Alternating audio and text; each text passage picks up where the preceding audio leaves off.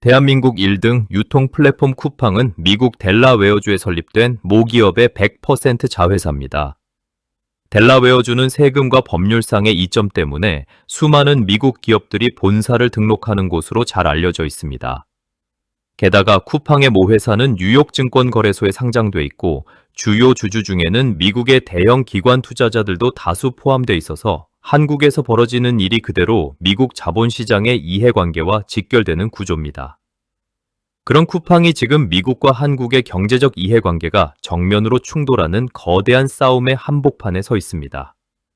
올해 초 미국 현지 사건 관계자들이 작성한 한 보고서는 한국의 규제가 미국 기업인 쿠팡을 표적 삼아 향후 10년간 미국 경제에 750조 원의 손실을 입히고 미국 가정마다 평균 570만 원의 피해를 안길 것이라는 충격적인 주장을 내놨습니다. 그런데 이 천문학적인 숫자, 알고 보면 우리가 생각하는 것과는 전혀 다른 곳에서 튀어나왔습니다. 그 실체가 무엇인지, 그리고 이 싸움 뒤에 숨겨진 진짜 반전은 무엇인지 지금부터 하나씩 파헤쳐 보겠습니다. 이 모든 소동의 출발점은 단순한 통상 마찰이 아니었습니다. 시작은 훨씬 구체적이고 훨씬 심각했습니다. 지난해 쿠팡에서 퇴사한 전직 직원이 자신이 직접 개발했던 인증 시스템의 서명키를 악용해 반년 넘게 회원 정보 페이지를 반복적으로 조회했습니다.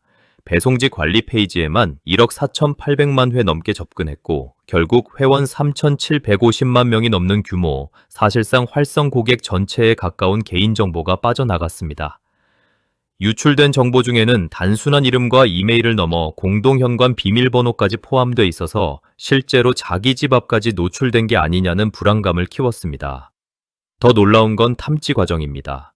몇 달 동안 이상 트래픽이 반복됐는데도 회사는 이를 알아차리지 못하다가 정작 해커가 보낸 협박 메일을 받은 고객들의 민원이 접수되고 나서야 사고를 인지했습니다. 게다가 쿠팡이 정부 합동조사단을 배제한 채 특정 기관하고만 단독으로 접촉해온 사실까지 드러나며 관리체계 자체에 대한 신뢰가 크게 흔들렸습니다.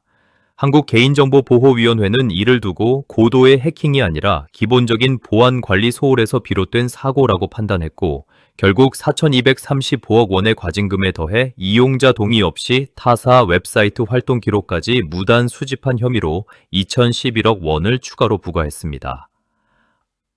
합쳐서 6,247억 원, 작년까지 역대 최대였던 SK텔레콤 과징금의 5배 가까운 규모입니다.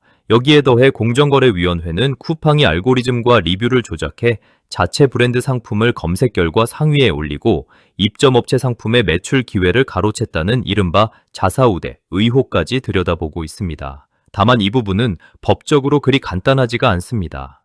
비슷한 사건으로 다른 대형 플랫폼이 제재를 받았을 때 최고법원은 자사우대라는 행위 자체만으로는 위법으로 볼 수 없다는 판단을 내린 적이 있어서 쿠팡 사건 역시 앞으로 법정에서 치열한 다툼이 예상됩니다.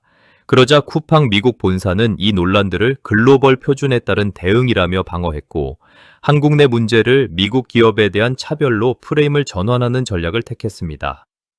그렇다면 750조 원이라는 숫자는 대체 어디서 나온 걸까요?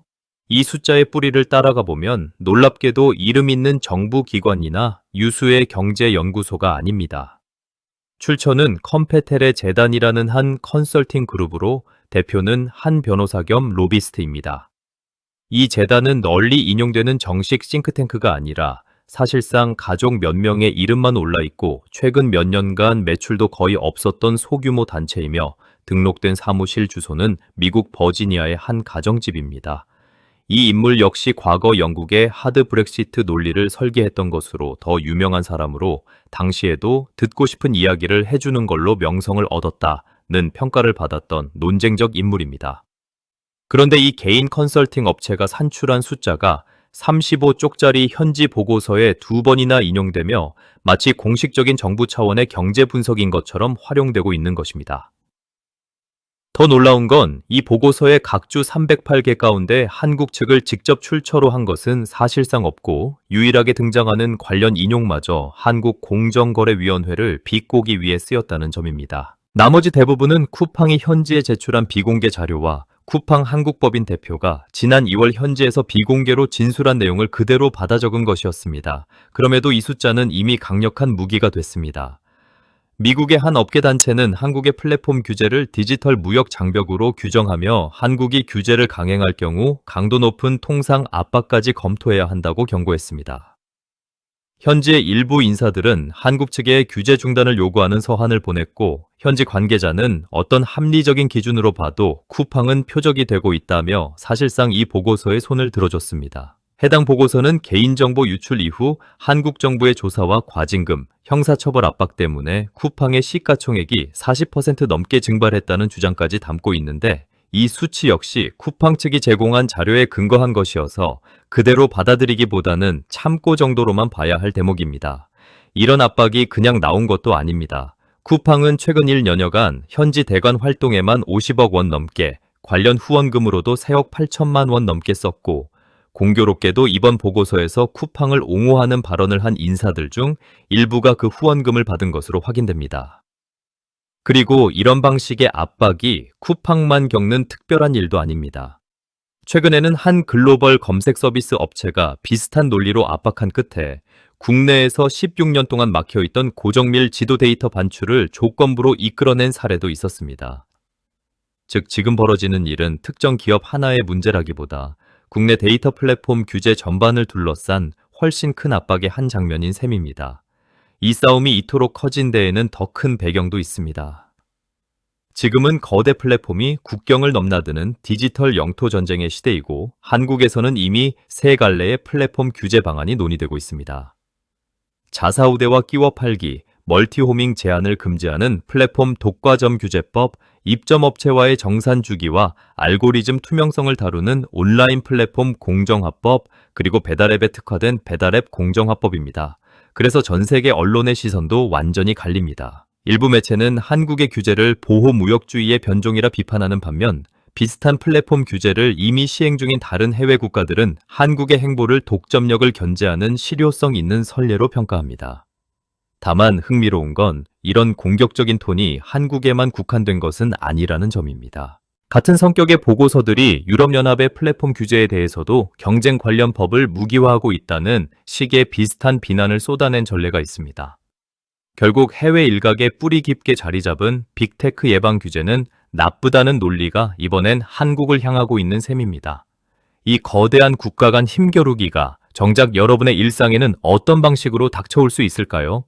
아직 확정된 시나리오는 아니지만 업계 일각에서는 규제 강도가 높아질 경우 기업이 수익성이 낮은 지역부터 배송 서비스를 축소할 가능성을 우려하는 목소리가 나옵니다. 지금의 초고속 배송 시스템은 막대한 물류센터 운영 비용과 인건비가 쉼없이 투입돼야 유지되는 구조이기 때문입니다.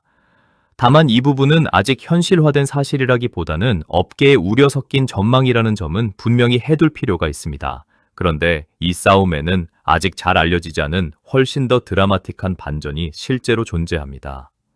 현지에 비공개로 출석한 쿠팡 한국법인 대표는 쿠팡에 대한 수사가 집중된 건 한국 정부 고위층이 직접 나서서 모든 수단을 동원해 쿠팡을 압박하라고 지시했기 때문이라고 증언했고, 이 발언은 그대로 해당 보고서에 인용됐습니다. 이와는 별개로 그는 한국 내 청문회에서도 쿠팡의 자체 조사는 특정 기관의 지시에 따른 것이라는 취지의 주장을 반복했습니다. 상당히 파장이 큰 주장입니다. 그런데 한국의 정보당국은 이 증언이 사실이 아니라고 즉각 반박했고, 관계당국은 이 대표를 위증 혐의로 고발해 현재 수사가 진행되고 있습니다. 해외 기업의 현지 대표가 이런 민감한 증언을 했다가 위증 수사를 받는 상황, 이것이야말로 이 사태에서 가장 눈여겨봐야 할 진짜 반전입니다. 한국 측도 이 보고서가 쿠팡 측 주장만 일방적으로 반영했다는 점에 공식적으로 유감을 표명한 상태입니다.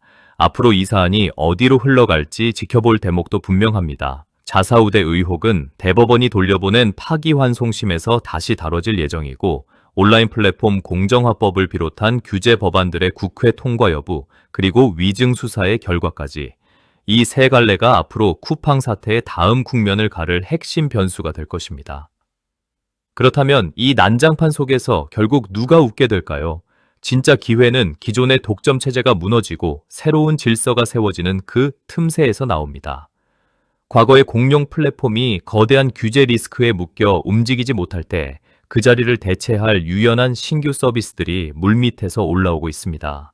결국 이 싸움은 소비자들의 이동으로 끝납니다.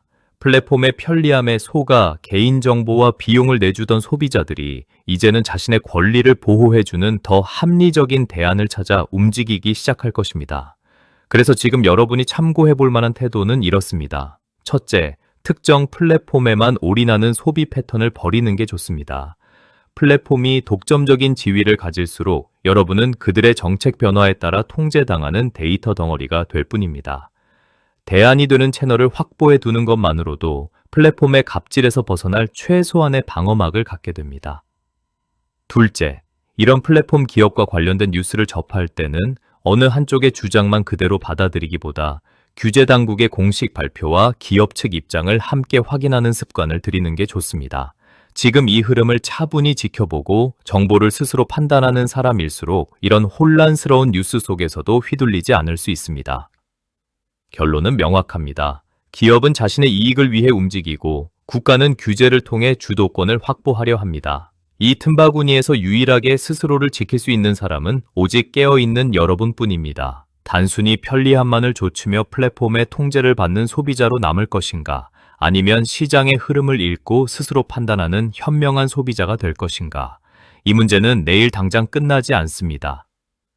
하지만 이 사안의 본질을 이해한 이상 여러분은 더 이상 어느 한쪽의 일방적인 주장에 쉽게 휘둘리지 않을 것입니다. 지금 당장 여러분의 소비 습관을 한번 점검해 보시길 바랍니다. 다툼은 플랫폼과 규제 당국 사이의 일이지만 그 결과는 결국 여러분의 일상과 지갑에 영향을 미칠 수 있습니다.